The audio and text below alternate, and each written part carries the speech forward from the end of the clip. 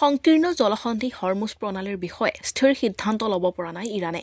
কেতিয়াবা আংশিকভাৱে খোলা ৰাখিলেও পিছ মুহূৰ্ততেই বন্ধ কৰি দিয়া হৈছে সাগৰীয় পৰিবহণৰ শ্বাসনলীৰ দৰে পথছোৱা। আজি ইৰাণৰ ইছলামিক ৰিভলিউশ্যনাৰী গাৰ্ড কৰ্পৰেছে জলপথটো সম্পূৰ্ণ বন্ধ কৰি দিয়াৰ ঘোষণা কৰিছে। সতৰ্কবাণী জাৰি কৰিছে যে এই জলপথেৰে পাৰ হ'বলৈ চেষ্টা কৰিলে সকলো জাহাজকে আক্ৰমণ কৰা হ'ব। বিশ্বৰ মুঠ খাৰুৱা তেলৰ প্ৰায় 21% অৰ্থাৎ দৈনিক গড়ে 21 নিযুত বেৰেল তেল এই ঠেক পথেৰেই সৰবৰাহ কৰা হয়। কিন্তু ইৰাণ গোলকীয় নাটনিৰ সময়তো নমনীয় হ'বলৈ সাজু নহয়। স্বাভাৱিকতে দেশখনৰ এই সিদ্ধান্তই গোলকীয় শক্তি বজাৰত জোকাৰণিৰ সৃষ্টি কৰিছে। ফলত খাৰুৱা তেলৰ দৰে প্ৰতি বেৰেলত $120 অতিক্ৰম কৰাটো হৈ পৰিছে অৱধাৰিত।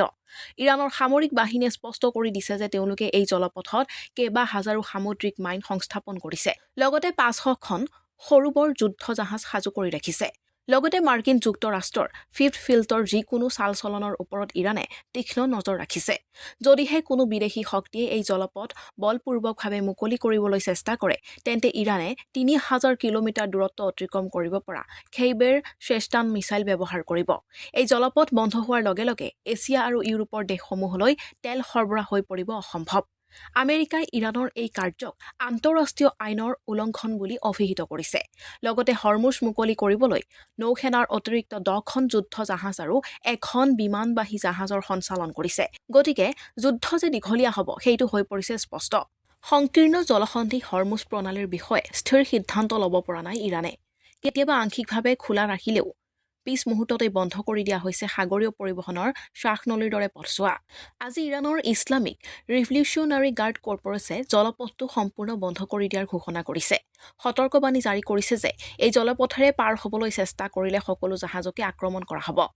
বিশ্বৰ মুঠ খাৰুৱা তেলৰ প্ৰায় 21% অৰ্থাৎ দৈনিক গড়ে 21 নিযুত বেৰেল তেল এই ঠেক পথেৰেই সৰবৰাহ কৰা হয়।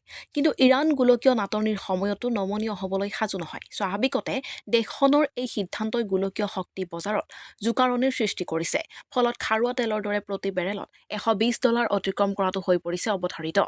ইৰাণৰ সামৰিক বাহিনীয়ে স্পষ্ট কৰি দিছে যে তেওঁলোকে এই জলপথত কেইবা হাজাৰো সামুদ্ৰিক মাইন সংস্থাপন কৰিছে। লগতে 500খন সৰু বৰ যুদ্ধ জাহাজ সাজু কৰি ৰাখিছে।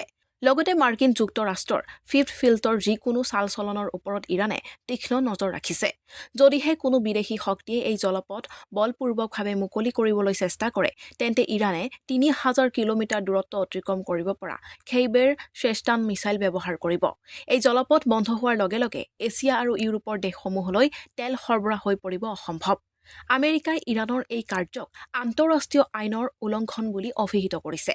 লগতে হৰমুজ মুকলি কৰিবলৈ নৌসেনাৰ অতিৰিক্ত 10খন যুদ্ধ জাহাজ আৰু 1খন বিমানবাহী জাহাজৰ সঞ্চালন কৰিছে। গতিকে যুদ্ধ যে দীঘলীয়া হ'ব সেইটো হৈ পৰিছে স্পষ্ট। News desk report, new Assam news.